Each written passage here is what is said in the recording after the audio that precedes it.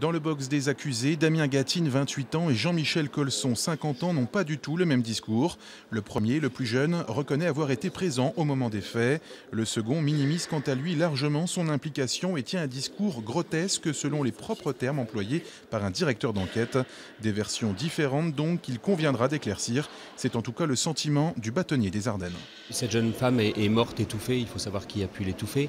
Elle a été torturée, il faut savoir qui l'a torturée, etc. Il faut bien répartir les rôles des uns et des autres. Donc ce que j'attends, c'est surtout la clarification des rôles des deux accusés, surtout de mon client. Du côté des parties civiles, ni l'avocat ni la famille de la victime n'ont souhaité s'exprimer sur cette affaire. Il faut dire que les faits relatés par la cour étaient difficilement supportables. Plusieurs hématomes et ecchymoses ont été relevés un peu partout sur le corps de Séverine Gentil. Les régions anales et vaginales ont été particulièrement touchées.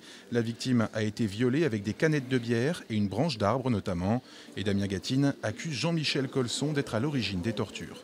Pour M. Gatine, il a participé dès le début de la découverte du corps. Il a donné tous les éléments qui permettent d'établir cette soirée dramatique. Et puis, il est dans une démarche où il estime qu'il n'a pas tué cette jeune femme et que les tortures ont été pratiquées par M. Colson. Demain, des témoins seront entendus, de même que les premiers experts et autres médecins légistes. Le procès va durer 4 jours et le verdict sera rendu mardi prochain en soirée. D'ici là, les jurés devront trancher, analyser qui a fait quoi dans cette affaire.